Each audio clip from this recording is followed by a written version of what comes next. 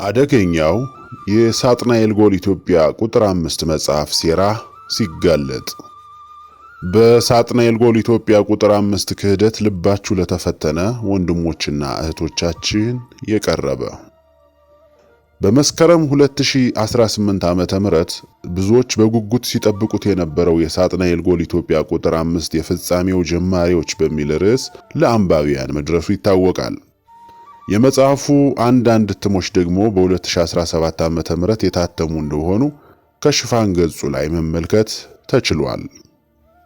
የዚህ ፕሮግራም ዓላማ የሳጥናኤል ጎል ኢትዮጵያን ቁጥር 5 ጸሐፊ ማን እንደሆነ የመለየትና ትክክለኛውን የህትመት ጊዜ ማሳወቅ አይደለም። መጽሐፉ የቀረበበት መንገድም የዲያብሎስ አገልጋዮች በምስጢራዊ ውይይታቸው ወቅት የተናገሩትን በቀጥታ በመተረክ እንደሆነ መጽሐፉን ያነበበ ሁሉ የሚረዳው ጉዳይ ነው። የዚህ ፕሮግራም ዓላማ በዚህ ቁጥር 5 መጽሐፍ ውስጥ የተካተቱ ክህደቶችን ለመለየትና አንባቢያንንም ቀድሞ ለማንቃት ነው።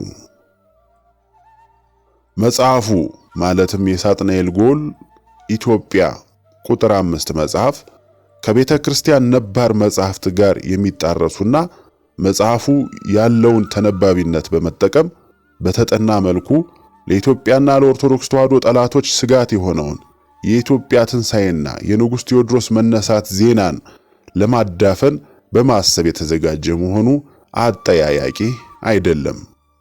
ይህ ሲባል የራሳችንን ምኞት ወይም ተስፋ ለመጠበቅ ሳይሆን የመጽሐፉን ስህተት የሚያጋልጡ ማስረጃዎች ስላሉ ነው። እስኪ ሁላችንም በቅን ሕሊና በቅዱሳን መጽሐፍት ሚዛን እነዚህን የመጽሐፉን ሐሳቦች እንመርምራቸው። የመጀመሪያው የመጽሐፉ ክህደት ከገጽ 318 ጀምሮ እስከ ገጽ 376 ድረስ የኢትዮጵያ ትንሣኤና የንጉሥ ቴዎድሮስ ጉዳይ ተራ ምኞት እንጂ በቅዱሳት መጽሐፍት የሌለ መሆኑን መተረኩ ነው። ይህንንም ገለጻ የሚያደርጉት የካቶሊኩ ጳጳስ እንደ አውሮፓውያን አቆጣጠር በ2014 በቤልጂየም ብራሰልስ በተካሄደው ስብሰባ እንደሆነ ይነግረናል። ይህም ቀኑና ወሩ ተለይቶ ስላልተገለጸ በኢትዮጵያ አቆጣጠር ከጥር 2006 እስከ ጥር 2007 ባለው ጊዜ ውስጥ መሆኑ ነው። በሳጥናኤል ጎል ኢትዮጵያ የመጀመሪያ ቅጽ ወይም ክፍል 1 ላይ ለመጽሐፉ መነሻ የሆነው የቪዲዮ መረጃ መጽሐፉ ከመጻፉ አስቀድሞ በዋናው ገጸ ባህሪ ዳንኤል ቶማስ እጅ እንደገባ ይነግረናል።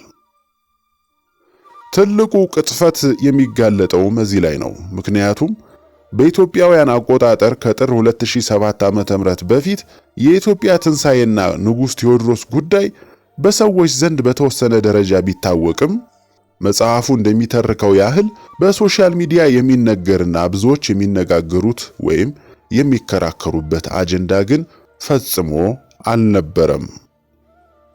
በአጭሩ ይህ አጀንዳ በስፋት መነጋገሪያ እየሆነ የመጣው ከ2010 ወይም 2011 በኋላ ስለመሆኑ ልዩ ልዩ ድህረ ገጾችን መመልከት በቂ ነው። ስለዚህ ይህ ቁጥር 5 መጽሐፍ ሲቀርብ በግልጽ የሚታይ የመቼት ተፋልሶ እንዳለበት መመልከት ይቻላል። ይህ የመቼት ተፋልሶ የተፈጠረው በስህተት አይደለም። ይልቁንም ባለፉት 7 ዓመታት የበለጠ መነጋገሪያ የሆነው የኢትዮጵያን ትንሣኤ ጉዳይ ለማዳፈን እንዲመች እንደዚህ ተነባቢ በሆኑ መጽሐፍት በኩል ተቃራኒ ሐሳቦችን ማስተላለፍ እንደ አንድ አይነተኛ ዘዴ የሚጠቀሙበት ስለሆነ ነው። ከዚህ ቀደም የሐሽማል መጽሐፍ ቁጥር 2 በሆነው ከርታታ ኮከቦች በተባለው መጽሐፍ ውስጥ እንደዚህ ያሉ የክህደት ሐሳቦች ሲሰራጩ ታዝበናል። ሁለተኛው የመጽሐፉ ክህደት ንጉሥ ቴዎድሮስ የሚለው ቃል ፈጠራ የሆነና መነሻውም በድርሳነ ኡራኤል ላይ ተብሎ የተጠቀሰው ትንቢት እንደሆነ ከድርሳነ ኡራኤል በፊትም ይህ ስም በሌሎች መጽሐፍት እንደማይታወቅ ይናገራል። ሌሎችም መጽሐፍትም በዚህ ላይ የራሳቸውን ግምት እየፈጠሩ የጻፉት እንደሆነ ይተነትናል። ሁለተኛው ተቃርኖ እዚህ ላይ ነው። በድርሳነ ኡራኤል የተጻፈውን ትክክል እንደሆነ ተቀብሎ ሌሎች ገድላትና ድርሳናትን አለመቀበል ምን አይነት ሚዛን ነው?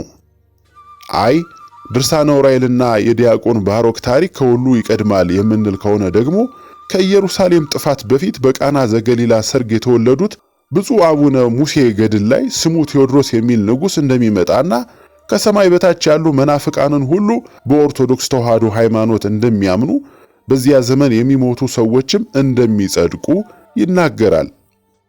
ለማስረጃነትም እንዲሆን ገድለ አቡነ ሙሴ ስለ ንጉሥ ቴዎድሮስና ስለ ኢትዮጵያ ትንሣኤ የተናገረውን እንደሚከተለው አነብላችኋለሁ። ገድለ አቡነ ሙሴ። ከዚህ በኋላ የተባረከና የተቀደሰ ስሙ ቴዎድሮስ የተባለ ክርስቲያናዊ ንጉሥ ይነግሣል፣ ከሰማይ በታች ያሉ መናፍቃንንም ያባርራቸዋል አለው። የዓለም ሰው ሁሉ እንደ ፀሐይ በምታበራ በተዋሕዶ በያዕቆባውያን እምነት ያምናል። እርሱም ሲቀድስ በቁርባኑ ላይ መንፈስ ቅዱስ ይወርዳል። የመለኮት ነገድ የሆኑ መላእክት እንደ ርግብ እየታዩ ወርደው ቁርባኑን ይሸፍኑታል። እስከ 40 ዓመት ድረስ አጋንንት ይታሰራሉ። የሚያሳስትና የሚያም በሰው ላይም ክፉ የሚያደርግ ሰይጣን በዘመኑ የለም። በዚያ ዘመን የሞቱ ሰዎች ሁሉ ያለ ወቀሳ ወደ ገነት ይገባሉ። በዚያ ዘመን ኃጢአተኛ ሰው የለም። ከእርሱ በኋላ እስከ ታላቋ ቀን ድረስ ያለውን ሁሉ የዮሐንስ ራእይ ትርጓሜ ይናገራል። እስላሞች ከነገሱ አንስቶ እስከ ዛሬ ድረስ ከ630 ዓመት አይበልጥም። ከዚህም በኋላ ደጉ ንጉሥ ይነግሣል። የዚያን ደግ ንጉሥ መምጫውን ግን ከበቁ ሰዎች በቀር የሚያውቀው የለም። ከአምላካችን ከእግዚአብሔርም በቀር ከእንደዚህ ከያዕቆባውያን ሐሜት ነፍስ ትድናለች። ደቀ መዛሙርት በሰንበት እሸትን እያሹ ሲበሉ የሚያደርጉትን አታይምን? ጌታ አይሁድን ባሉት ጊዜ ያለውን ስማ። ዳዊት በተራበ ጊዜ ወደ ቤተ እግዚአብሔር ገብቶ ለካህናት ብቻ ነው እንጂ መብላት የማይገባውን የመሥዋዕቱን ኅብስት እንደበላ በደልም እንዳልሆነበት አላነበባችሁምን? አላቸው። ስለ ረሃብ የቁርባኑን ኅብስት በልቷልና ለሕዝባዊ ዳዊት በደል እንዳልሆነበት አየህን? ኦዚያን ንጉሥ በካህናት ላይ ሲደፋፈር ለምጻም ሆነ። እንደዚሁ ለግብፃውያን ዘመዶቻቸውን ማግባት በደል አይሆንባቸውም። በጥላቻ እስላም እንዳይሆኑ አባቶቻቸው በላያቸው ላይ ሥርዓትን ሰርተዋል።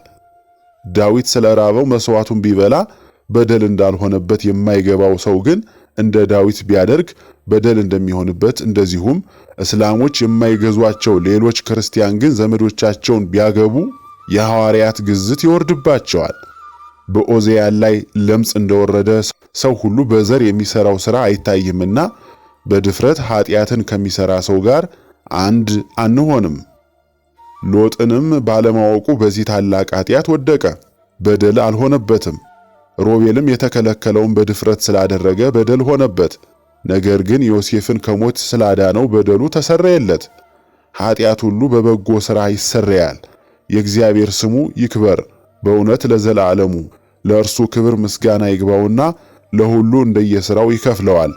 የተወደደ የአቡነ ሙሴ ጸሎቱና በረከቱ ከሁላችን ከሕዝበ ክርስቲያን ጋር ለዘላለሙ በእውነት ይኑር አሜን ይላል ገድለ አቡነ ሙሴ። ሌላው ጥንታዊ ማስረጃ ከክርስቶስ ልደት በፊት ቀድማ በነበረችው የእግዚአብሔር ነቢይ ሳቤላ ራእይ ደግሞ የኢትዮጵያ ትንሣኤ እንደሚመጣ ስትናገር ጠቢባኑ ካዩዋቸው ፀሐዮች በዘጠነኛው ዘመን ላይ ለዓለም አበይት የሆነ ጉዳይ እንደሚከሰት እንዲህ ገልጸዋለች። የአንበሳ ልጅ ከምስራቅ ይመጣል፣ የፈረሱ ሀገሮች ይታነጻሉ፣ ታቦት ትተከላለች፣ በዓለሙ ሁሉ ጥጋብ ይሆናል፣ መንግስቱም 40 ዓመት ነው ትላለች ነቢይት ሳቤላ። በዚህ ብቻ ሳይሆን በቤተ ክርስቲያን አገልግሎት በሚሰጥባቸው በመጽሐፈ ኪዳን በፊልክስዮስ መቅድም ያለው ራእይ እንጦንስና በአባ ጊዮርጊስ ዘጋስጫ መጽሐፈ ምስጢር የኢትዮጵያ መንፈሳዊ በረከት ለዓለም እንደሚተርፍ ተጽፏል። ለማስታወስ ያክል ስለ ኢትዮጵያ ትንሣኤና ስለ ንጉሠ ነገሥት ቴዎድሮስ የጻፉ መጽሐፍትን ዝርዝር እንንገራችሁ። ስለ ኢትዮጵያ ትንሣኤ ከተናገሩ መጽሐፍት ውስጥ ጥቂቶቹ እነኚህ ናቸው።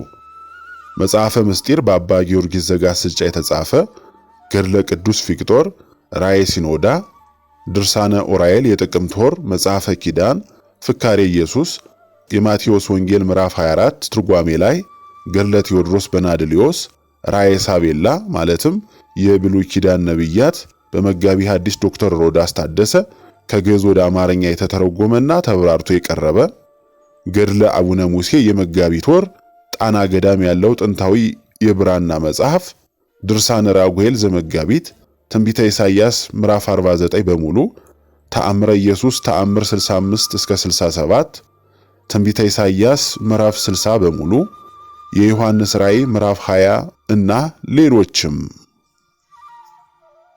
ፍካሬ ኢየሱስ እንዲህ ይላል። የተዘጋጀ የለም፣ በግና ፍየል ያልኳቸው ጻድቃንና ኃጥአን ናቸው። ከዚህ በኋላ የአሕዛብ ነገሥታት መኳንንት ሁሉ ይሰበሰባሉ፣ በመከራ ይተላለቃሉ። ሥጋዬን ደሜን ያረከሱ፣ በሐሰት በስሜ የማሉ፣ ፈቃዴን ያልፈጸሙ በጽኑ አስራቸዋለሁ። በዚያው ዘመን ሞትን አሰናብተዋለሁ። ሸሽተውም አያመልጡም፣ የሚያድናቸውም የለም። ፈርዖን ከነሰራዊቱ እንደሰጠመ ይሆናሉ። 17 ቀን ይዋጋሉ፣ በክፋታቸው ያልቃሉ። በዚያ ዘመን በዚህ መጽሐፍ ቃል የተጠበቁ የጾሙ የጸለዩ ጥቂት ሰዎች ይተርፋሉ። ከዚህም በኋላ ምድር ያለ ሰው ትቀራለች። አይጥና ፍልፈል ይሰለጥናሉ፣ ምድርን ሁሉ ያጠፋሉ። ከዚህ በኋላ ከምስራቅ በኩል ታሪካዊና ደገኛ የሆነ ንጉሥ ይነግሣል። እሱም ፈቃዴን የፈጸሙትን ከመከራ ያተረፍኳቸውን የሚሰበስብ ነው። ጳጳስም ይወጣል፣ ምድርን የሚባርክ ሰውን ደስ የሚያሰኝ ነው። አብያተ ክርስቲያናት ይታደሳሉ። በዚያ ዘመን መቅሰፍት የለም፣ ምሕረት በረከት ይበዛል። ያለ ደመና 8 ቀን ይዘንባል። ይህም ዝናብ በረከት ፍቅር ነው። በዚያን ጊዜ ተኩላ ከበግ አውራ ጋር ይጫወታል፣ ነብርም ከፍየል ጠቦት ጋር ይተኛል። አንበሳና ላም አብረው ይሰማራሉ፣ አህያና ጅብ አንድነት ይውላሉ ይላል ፍካሬ ኢየሱስ። ለቃሉ እግዚአብሔር ይመስገን። ገድለ ቅዱስ ፊቅጦር ደግሞ እንዲህ ይላል። የእስላሞችም መንግሥት ጥቂት ዘመናት ናቸው። ከጥቂት ዘመናት በኋላ እግዚአብሔር በኢትዮጵያ ሀገር ክርስቶስን የሚወድ ቅዱስ ሰው ያነግሣል። አረማውያንም በእርሱ እጅ ይደመሰሳሉ። ከዚህ በኋላ ወደ ግብፅ ሄዶ እስላሞችንና መንግሥታቸውን ሁሉ ያጠፋል አላት። እግዚአብሔር በቁስጥንጥንያ ክርስቶስን የሚወድ ስሙ ትውልደ አንበሳ የተባለ ሰው ያነግሣል። ከኢትዮጵያ ንጉሥ ጋር ይገናኝ ዘንድ ይመጣል። በግብፅ መሃል ቦታ ላይ ይገናኛሉ። ከእርሱ ጋርም የእስክንድርያ ሊቀ ጳጳሳትና የቁስጥንጥንያ ሊቀ ጳጳሳት ይገኛሉ ይላል ገድለ ቅዱስ ፊቅጦር። እንቀጥላለን። የማቴዎስ ወንጌል አንድምታ ትርጓሜ ደግሞ እንዲህ ይላል። የመንግሥት ወንጌል ማለት ጌትነቱ የምትናገር ወንጌል በአራቱ ማዕዘን ትነገራለች። በእስላም ቤትስ እንኳ ሳይቀር ትገኛለች። ታሪክ በሀገራችን ቴዎድሮስ፣ በሀገራቸው ዮሐንስ የሚባል ይነግሣል። የእኛም ሄዶ ያም መጥቶ በእስክንድሪያ 3 ቀን ይዋጋሉ። አራቱ ሊቃነ ጳጳሳት የክርስቲያን ደም ለምን ይፈሳል? መሥዋዕት ሰውተን በመሥዋዕቱ ምልክት በታየለት ሃይማኖት ይጽና ይሏቸዋል። ሁሉም በያሉበት መሥዋዕት ያቀርባሉ።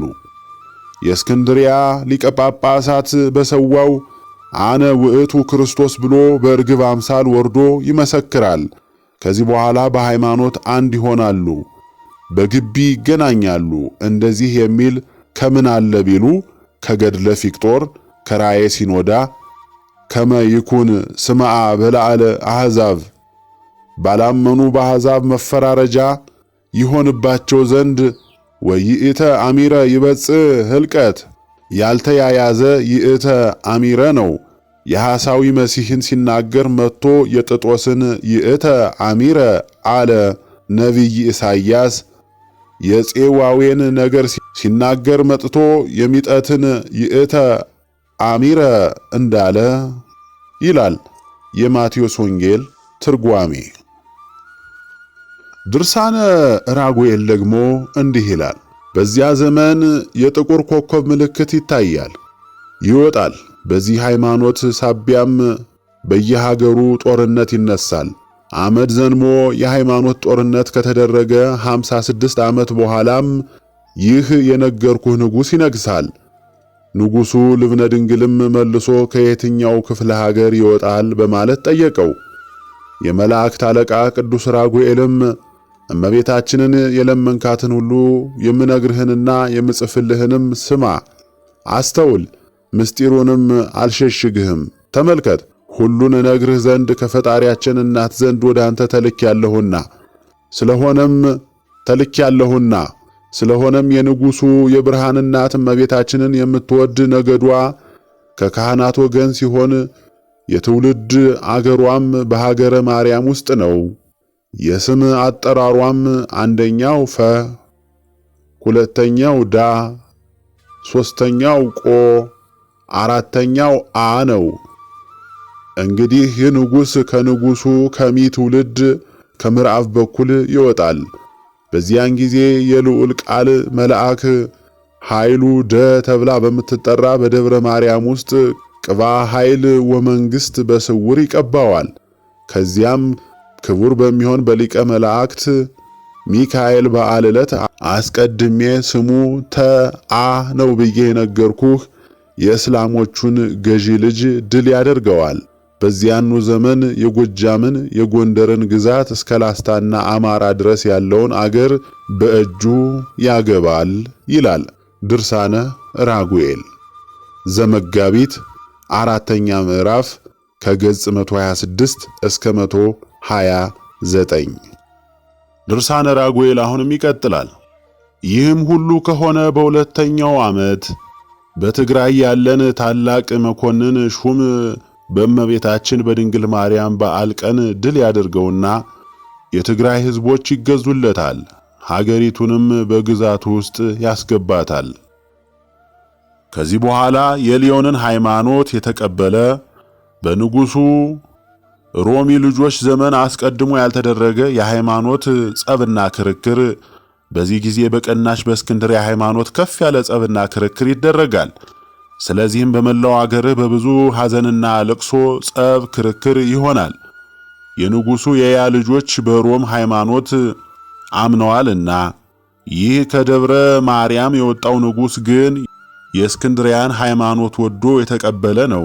ይህም ከወንጌላዊው ማርቆስ መንበር የተገኘውን ሃይማኖት የተቀበለ ንጉሥ ከንጉሡ ከያ ተወልዶ ከተንበላታውያኖች ከእስላሞች ጋር የተቀመጠውን የሸዋውን መስፍን ጻድቅና የታመነ የእግዚአብሔር ወዳጅ የአብርሃምና የዳዊት ልጅ የምትሆን ከቅድስት ድንግል ማርያም በሥጋ የተወለደ የጌታችንን ሰው መሆን ያበሰረ በቅዱስ ገብርኤል በዓል ቀን ድል ያደርገዋል። የአባ ተክለ ሃይማኖት የመቃብሩ ቦታ የምትሆን ደብረ ሊባኖስም ከዚህ ከንጉሡ ጋር ከማርቆስ መንበር ስር በወጣ በጳጳሱ እጅ ትባረካለች። ለ3 ቀናት ያህል እኒህ አረመኔዎች አምልኮተ ጣዖት በመፈጸምና የእንጨት ጢስ ትንባሆ በማጤስ አርክሰዋታልና ይላል ድርሳነ ራጉኤል ዘመጋቢት 4ኛ ምዕራፍ እንዲሁም 5ኛ ምዕራፍ ከገጽ 126 እስከ 129።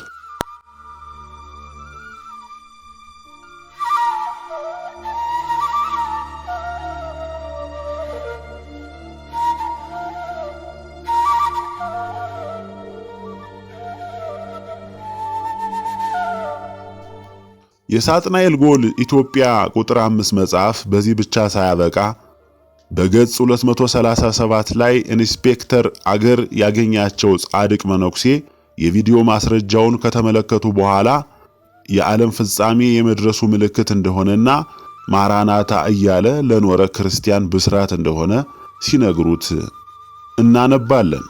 ከዚህ የምንረዳው ወደፊት የሚመጣው የዓለም ፍጻሜና የጌታችን የመድኃኔ ዓለም ዳግም ምጽአት እንጂ ሌላ የሚቀር የኢትዮጵያ ትንሣኤ የሚባል ትንቢት የለም የሚለው ሐሳብ የቫቲካኑ ሐሳብ ብቻ ሳይሆን ጸሐፊውና ቅዱሳን መነኮሳቱም የሚያምኑበት ሐሳብ እንደሆነ መረዳት ይቻላል።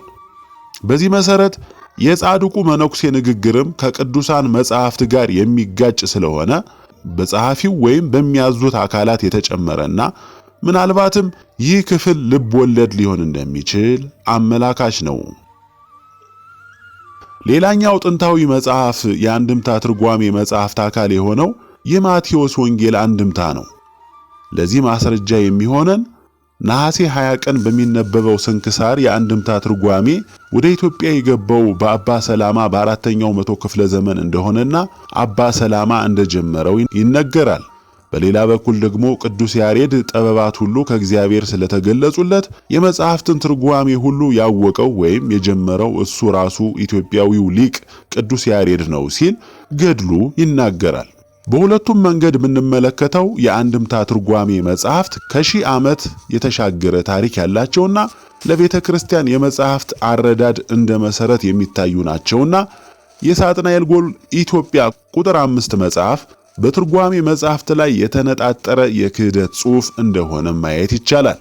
በጥቅሉ የሳጥናኤል ጎል ኢትዮጵያ ቁጥር 5 መጽሐፍ የኢትዮጵያ ትንሣኤ ጥቅማቸውን የሚጎዳባቸውን የጥፋት ሰዎች ለማስደሰትና እውነተኛውን የመጽሐፍት ሐሳብ ለማድበስበስ ቅንጥብጣቢ መረጃዎችን አገጣጥሞ የስህተት መንገድ ለመጥረግ የተጻፈ መጽሐፍ ነው። መጽሐፉ በዚያው ምዕራፍ ውስጥ ገድላትና ድርሳናት በስህተት እንደተሞሉና ሕዝቡም ገድላትና ድርሳናትን የሚያመልክ ወንጌልን የረሳ እንደሆነ ተደርጎ በቫቲካኑ ጳጳስ በኩል ሲነገር እናነባለን።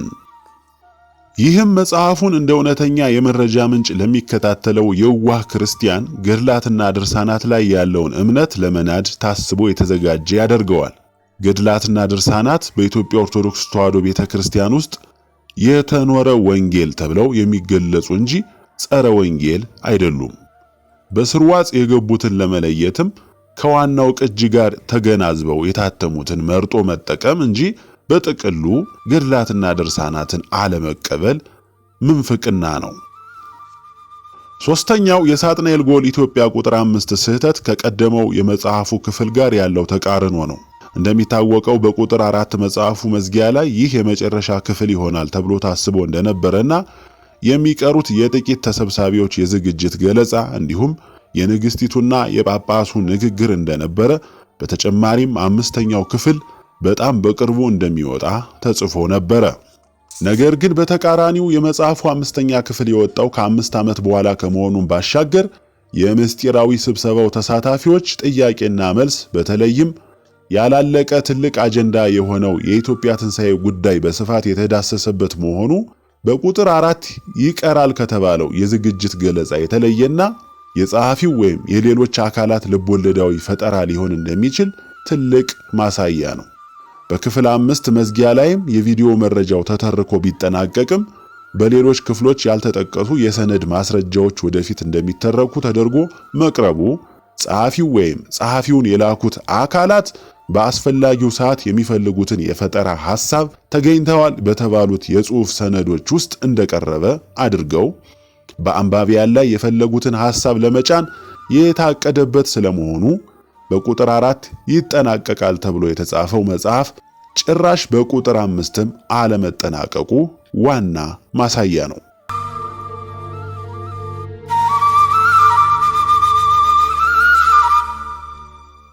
ገድላትና ድርሳናት በኢትዮጵያ ኦርቶዶክስ ተዋሕዶ ቤተክርስቲያን ውስጥ የተኖረ ወንጌል ተብለው የሚገለጹ እንጂ ጸረ ወንጌል አይደሉም።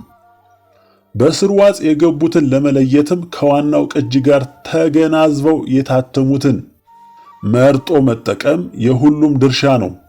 ገድላትና ድርሳናት ከመጽሐፍ ቅዱስ የማይጋጩ ይልቁንም መጽሐፍ ቅዱስን የሚያብራሩና በተግባር የሚገልጡ ስለመሆናቸው በማኅበረ ቅዱሳን ድኅረ ገጽ በ2004 የተጻፈውን መመልከት ይቻላል። ጽሑፉ እንዲህ ይላል።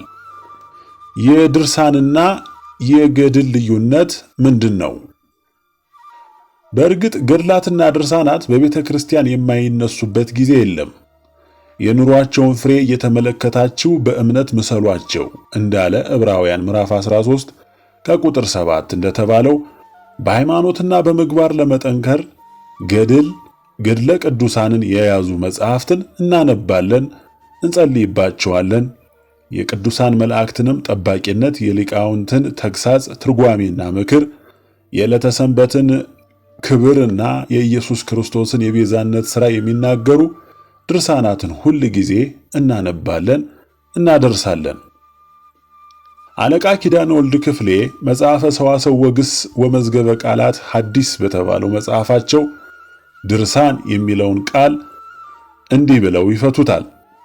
ድርሳን በቁሙ የተደረሰ፣ የተጣፈ ቃለ ነገር፣ ሰፊ ንባብ፣ ረጅም ስብከት፣ ትርጓሜ፣ አፈታት፣ ጉስዓተ ልብ፣ መዝሙር፣ ምስጢሩ የሚያጠግብ፣ ቃሉ የተሳካ፣ ጣዕመ ቃሉና ኃይለ ቃሉ ደስ የሚያሰኝ፣ ልብ የሚነካ ማለት ነው። ድርሳን ስለ ቅዱሳን መላእክት ተራዳኢነት፣ ስለ እመቤታችን ቅድስት ድንግል ማርያም አማላጅነት ክብርና ጸጋ፣ ስለ ዕለተ ሰንበት ክብርና ስለ ኢየሱስ ክርስቶስ የማዳን ሥራ የሚናገሩ የሚያትቱ መጽሐፍት ማለታችን ነው። እስከ 2000 ዓመተ ምህረት በተደረገው ጥናት ወደ 138 የሚሆኑ በድርሳን ስያሜ የሚጠሩ መጽሐፍት እንዳሉ ታውቋል። ከነዚህም ውስጥ 11ዱ የመላእክት ድርሳናት ሲሆኑ የ11ዱ መላእክት ስምም ቅዱስ ሚካኤል፣ ቅዱስ ገብርኤል፣ ቅዱስ ሩፋኤል፣ ቅዱስ ራጉኤል፣ ቅዱስ ኡራኤል፣ ቅዱስ አፍኒን፣ ቅዱስ ፋኑኤል፣ ቅዱስ ሳቁኤል፣ ቅዱስ ሱሪያል፣ ቅዱስ ሱራፌልና ቅዱስ ኪሩቤል ናቸው። የመላእክት ድርሳናት በአብዛኛው ተመሳሳይነት ባህሪ አላቸው። የውስጥ ይዘታቸውን በ5 ይከፈላል። እነሱም መቅድም፣ ድርሳን፣ ተአምራት፣ አርኬና መልክ ናቸው። ከነዚህ ክፍሎች ውስጥ ድርሳን የምንለው የባለ ድርሳኑን መልአክ ግብር፣ በፈጣሪው ዘንድ ያለውን ሞገስ፣ የሰራቸውን ተአምራት ከመጽሐፍ ቅዱስና ከሌሎች ቅዱሳት መጽሐፍት ጋር እያጣቀሰ የሚያብራራ ክፍል ነው። በአጠቃላይ ድርሳንን በ4 መክፈል ይቻላል። አንደኛ ድርሳነ መላእክት የሚባለው ድርሳነ ሚካኤል፣ ድርሳነ ገብርኤልን የመሳሰሉትን ነው።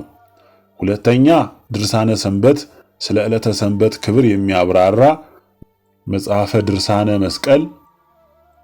ሁለተኛ ድርሳነ ሰንበት ስለ ዕለተ ሰንበት ክብር የሚያብራራ መጽሐፈ ድርሳነ መስቀል ደግሞ የመስቀሉን ታሪክና አመጣጥ ይተርካል። ሶስተኛ ድርሳነ ሊቃውንት ደግሞ የነ ቅዱስ አትናቴዎስ የነ ቅዱስ ኤፍሬም ድርሳን የሚባለው ነው። ድርሳን ዘቅዱስ ዮሐንስ አፈወርቅ፣ ድርሳን ዘቅዱስ ቄርሎስንም ያጠቃልላል።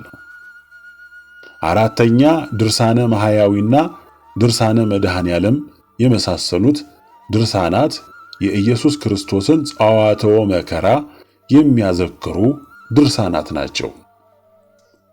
ገድል ማለት ደግሞ በቁሙ ትግል፣ ፈተና፣ ውጊያ፣ ሰልፍ፣ ድልና አክሊል እስኪገኝ ድረስ የሚደክሙት ድካም፣ የሚሰሩት ሥራ፣ የሚቀበሉት መከራ ማለት ነው ሲሉ ደስታ ተክለወልድ በመዝገበ ቃላት ፍቻቸው አስቀምጠውታል።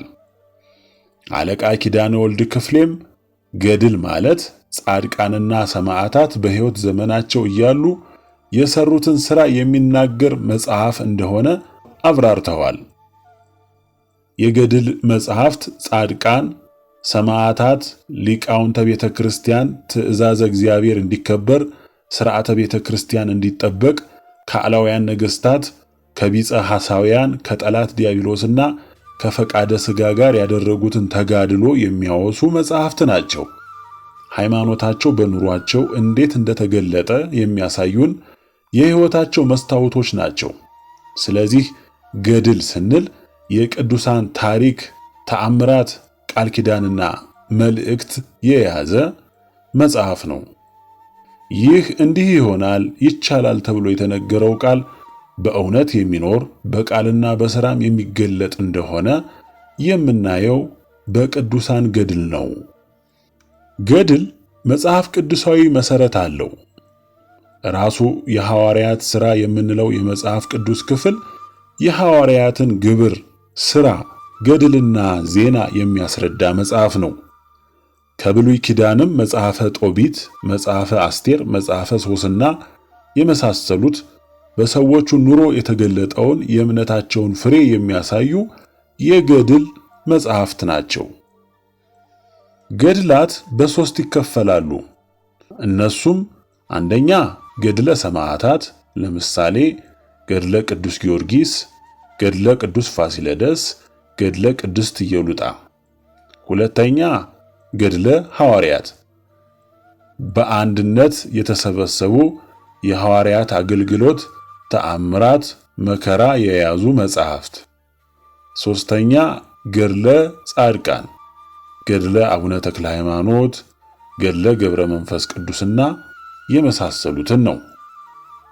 ለማጠቃለል ያክል ድርሳን ሲባል የመላእክትን ግብር፣ በፈጣሪያቸው ዘንድ ያላቸውን ሞገስና የሰሯቸውን ገቢረ ተአምራት እየዘረዘሩ የሚናገሩ፣ ስለ ዕለተ ሰንበትና ቅዱስ መስቀል ክብር የሚያስረዱ ድርሳነ ሰንበትንና የድርሳነ መስቀል፣ የመጻሕፍት ትርጓሜ ምክርና ተግሳጽ እንዲሁም ርትዕት የሆነችውን ሃይማኖት የመሰከሩበት የሊቃውንት መጻሕፍት፣ በመጨረሻም የኢየሱስ ክርስቶስን ጸዋትወ መከራ የሚያስታውሱ እንደነ ድርሳነ ማህያዊ ያሉት መጻሕፍት በድርሳን ስር ይጠቃለላሉ። ገድል ደግሞ ለተግሳጽ ልብንም ለማቅናት በጽድቅም ላለው ጥበብ የቅዱሳንን መከራ፣ ተጋድሎ፣ ተአምራትና ቃል ኪዳን የያዙ የቤተ ክርስቲያን ሕያውነት የሚገለጥባቸው መጻሕፍት ናቸው። ድርሳናትም ሆኑ ገድላት ከመጽሐፍ ቅዱስ ጋር የማይጋጩ፣ መጽሐፍ ቅዱስን የሚያብራሩ፣ የሚተረጉሙና የሚተነትኑ መጻሕፍት ናቸው። በተጨማሪም ገድላት 3 አበይት ጠቀሜታዎች ወይም ዓላማዎች አሏቸው። አንደኛውና ዋናው የክርስቶስን ክብር መግለጥ ነው። ሁለተኛው ለምዕመናን ትምህርት ነው። ሦስተኛው ደግሞ ለቅዱሳኑ ተዝካር መታሰቢያ ይሆን ዘንድ ነው። አንደኛ ክርስቶስን ለመግለጥ። በአጭር ቋንቋ በገድላት የክርስቶስ ክብር ይገለጥባቸዋል እንጂ ገድሉ የተነገረለት ቅዱስ ብቻ ክብር አይደለም። አመ ይመጽእ ይሴብሃ በቅዱሳኒሁ ወይተአኮት በእለ የአምኑ ቦቱ። በቅዱሳኑ ይገለጽ ዘንድ በሚያምኑበትም ይመሰገን ዘንድ በመጣ ጊዜ በዚያች ቀን ስለ እናንተ የመሰከርነው ምስክርነታችን ይታመንልናል። በእውነት ሰማዕት የዚህችን ዓለም ጣዕም ናቁ፣ ስለ ንጉሥ ክርስቶስም ደማቸውን አፈሰሱ፣ ስለ መንግሥተ ሰማያትም መሪር ሞትን ታገሱ እንዳለ ኤፍሬም ሶርያዊ በውዳሴ ማርያም የሆኑትን ሁሉ ስለ ክርስቶስ እምነት ሆኑ። ሁለተኛ ለምዕመናን መማሪያ፣ ለቅዱሳን መዘከሪያ። ቅዱሳት ገድላት ማኅቶተ ወንጌል ወይም የወንጌል ብርሃኗ ይባላሉ። በጥጥ የተያዘ ዘይት ሥራው የሚታወቅ እሳት ሲነድበትና ሲያበራ እንደሆነ ቅድስት ወንጌልም ጽኑ፣ ታገሱ፣ መከራን ቻሉ፣ አክሊል ትቀዳጃላችሁ እያለች ስታስተምር፣ ቅዱሳት ገድላት ደግሞ ጸና፣ ታገሰ፣ መከራን ቻለ፣ አክሊል ተቀዳጀ እያሉ የትእዛዝ ወንጌልን ፍጻሜውን ለማየት የሚያበቁ ናቸው። ረዱ ጢሞቴዎስ ሁሌም የቅዱስ ጳውሎስን ገድል እያሰበ ይጸና ነበር። ስለ እርሱ መከራ የምቀበልለት ካለሁበት መከራ የተነሳ አላፍርም፣ ያመንኩትን አውቃለሁና በኢየሱስ ክርስቶስ ፍቅርና ሃይማኖት ጸንተህ ከኔ ዘንድ የሰማኸው ያ የሕይወት ቃል አብነት ይሁንህ። አርበኛ በሚገባ ካልተዋጋ ምስጋና አይገባውም እያለ የራሱን ገድል እየጠቀሰ ጢሞቴዎስን እንዲጸና ይወተውተው ነበር። መጽሐፍተ ሐዲሳትን ማንበብ መማር መልካም ነው፣ ያስመሰግናል። ሐዋርያው ትምህርቱን የተከተሉትን አንተ ግን ትምህርቴን ተከትለሃል እያለ ያመሰግን ነበር። ትምህርቱን ያልተከተሉና የሸሹትን ግን በመጀመሪያ ስብከቴ የተባበረኝ የለም፣ ሁሉም ተውኝ እንጂ ይህንም እግዚአብሔር ይቅር ይበላቸው እያለ በስመ እግዚአብሔር ይገስጻቸው ነበር።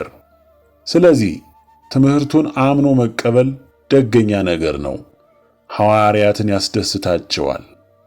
ነገር ግን ትምህርት ብቻ በክርስቶስ በኩል አርበኛ አያደርግም። ይልቁኑ በተግባርም ሐዋርያትን እንድንመስል ያስፈልጋል። ለዚህም ሐዋርያው ትምህርቴን ተከትለሃል ካለ በኋላ ይቀጥልና ግብሬንም ይዘሃል፣ ባስተማርኩ ትምህርት ጸንተህ በፍቅር በትዕግስት በዝግታ ሆነህ በመሰደድ መከራን በመቀበል መስለኸኛል እያለ ይልቁኑ በመከራ ስለሚመስለው አብልጦ ያመሰግነዋል። ሐዋርያው ይቀጥልምና በአንጾኪያ በኢቆንያ በልስጥራን ያገኘኝን መከራ መሰደድንም እንደታገስኩ ታውቃለህ። በኢየሱስ ክርስቶስ ጽድቅ ሊድኑ የሚወዱ ሁሉ መከራን ይቀበላሉ ብሎ የገዛ ራሱን መከራና ተጋድሎውን መመሪያ አድርጎ ለጢሞቴዎስ ይተርክለታል። ስለዚህ የቅዱሳን ተጋድሎ ገድል ለሌሎች ምዕመናን መማሪያ መጽኛ ይሆናልና ከዚህ እናውቃለን። ወንጌልን ብቻ አንብቦ የጨረሰ ሰው እጅህ ብታሰናክልህ ቁረጣት፣ ዓይንህ ብታሰናክልህ ጎልጉለህ አውጣት ብላ ስትሰብከው ጊዜ አረ ይሄስ ጭንቅ ነው እንዴት ይቻላል ብሎ እንዳይፈራ ቅዱሳት ገድላት ከሰው ወገን ሰው ሆነው ተወልደው ይህን ሁሉ የቻሉና ያሳዩ አብነቶችን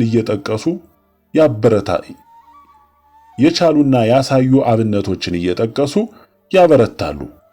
በትምህርት ብቻ አርበኛ መሆን እንደማይቻል፣ ነገር ግን በግብርና በተጋድሎም ቅዱሳንን መምሰል የክርስትናችን ግብ ዓላማ ስለሆነ ይህን ስናደርግ ሐዋርያት ይልቁኑ ደስ ይሰኛሉ።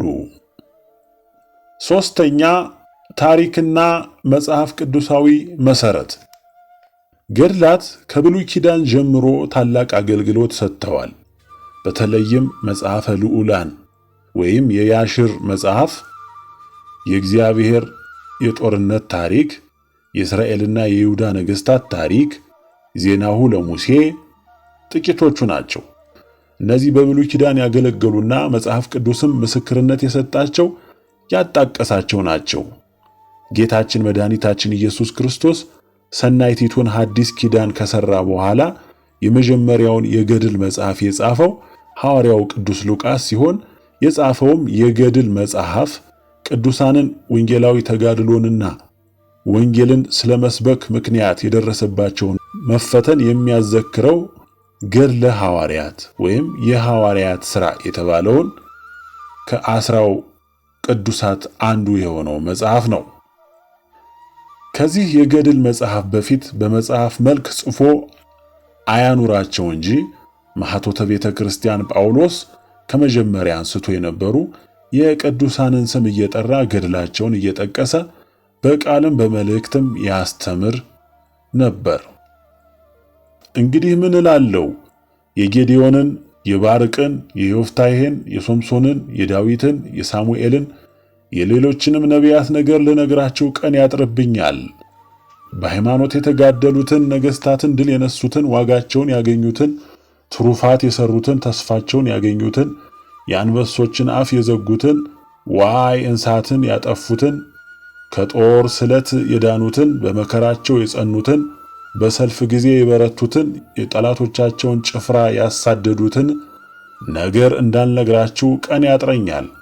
ከመከራ እንዲድኑ አልወደዱምና የገረፏቸው፣ የዘበቱባቸው፣ አስረው ያጋዟቸውም አሉ። በመጋዝ የሰነጠቋቸው፣ በድንጋይ የደበደቧቸው፣ በሰይፍ ስለት የገደሏቸው አሉ። ማቅ፣ የተልባ እግር፣ የፍየል ሌጦ ለብሰው ዞሩ። ተጨነቁ፣ ተቸገሩ፣ መከራ ተቀበሉ፣ ተራቡ፣ ተጠሙ ይላል ቅዱስ ጳውሎስ በዕብራውያን ምዕራፍ 11። ብርሃነ ዓለም ቅዱስ ጳውሎስ እንዲህ እያለ በጠቅላላው እግዚአብሔርን ስለማመናቸው ምክንያት ቅዱሳን ላይ የደረሰባቸውን መከራ እና የቻሉትን መቻል ካዘከረ በኋላ ገድላቸውን እያሰብን እንድንማርበትና እኛም አሰረ ፍኖታቸውን እንድንከተል ቀጥሎ ስለዚህም እንደ ደመና የሚከቡን እነዚህ ሁሉ ምስክሮች ያሉን እኛ የኃጢአትን ትብታብና ሸክም አውርደን እንጣል፣ ሃይማኖት ወደሚያስገኝልን ወደሚጠብቅልን ተስፋችን በትዕግስት እንገስግስ ይለናል። ሐዋርያው የቅዱሳኑን ገድል አስፋፍቶና አጥልቆ አልጻፈልንም። በጻፈም በወደደ ነበር። ያልጻፈበት ምክንያቱ ስለ 3 ነው።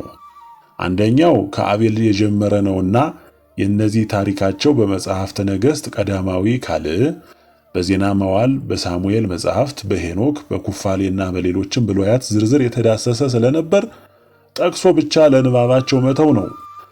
ሁለተኛው እርሱ በሰበከበት መዋዕለ ስብከት ቤተ ክርስቲያን ያልተረጋጋች፣ በሩጫና በስደት ላይ ያለች፣ ክርስቲያኖቿን በሰላም ተሰብስበው የሚጸልዩበት መርጊያ ቦታ እንኳን ያልነበራቸውና በየጥጋ ጥጉ በየዱሩ የሚያድሩ በዓላውያን እየታደኑ የሚገደሉ ስለነበር እነርሱን በሐዲሱ እምነታቸው የማጽናቱ ተግባር ቅድሚያ ይሰጠው ስለነበር ነው። ሦስተኛም ውሻ ወደ ትፋቱ እንዲመለስ በሐዋርያት ከሕዝብም ከአሕዛብም ከሚጨመሩት አዳዲስ ክርስቲያኖች ብዙዎች ቀድሞ ወደ ነበረ ልማዳቸው እየተመለሱ አይሁድ ኦሪታቸውን፣ አሕዛብ ጣዖታቸውን፣ ጽርዕም ጥበብ ፍልስፍናቸውን እየናፈቁ ስላስቸገሩ የቃል ሥጋ ኮነን ነገር አበርትቶ መናገሩ ላይ ስለተጠመደና ይህም ቅድሚያ ይሰጠው ስለነበረ ነው።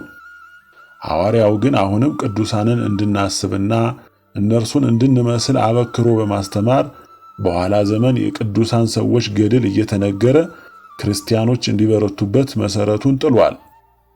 ተዘከሩ መኳንንቲክሙ ዘነገረክሙ ቃለ እግዚአብሔር ወእንዘ ትሬዩ ሰናየ ግዕዞሙ ተመሰሉ በሃይማኖቶሙ። የእግዚአብሔርን ቃል የነገሯችሁን ዋኖቻችሁን አስቡ፣ የሕይወታቸውን ፍሬ እየተመለከታችሁ በሃይማኖታችሁ እነርሱን ምሰሉ ይላል። የቀደሙ ክርስቲያኖችን ሕይወት ማጥናትና እነርሱን መምሰል በክርስትና ውስጥ እጅግ አስፈላጊ ልማድ ነው። ምክንያቱም እነርሱን መምሰል ማለት ሊቁ ካህናችን ክርስቶስን መምሰል ስለሆነ። ተመሰሉ፣ እኔ ክርስቶስን እንደምመስል እኔን ምሰሉ ብሎ ሐዋርያው ሰብኮናል። ታዲያ ዋኖቻችን ቅዱሳንን ለማሰብ የሕይወታቸውንም ፍሬ አይተን በሃይማኖታችን እነርሱን ለመምሰል ሁለት ነገሮች ያስፈልጉናል።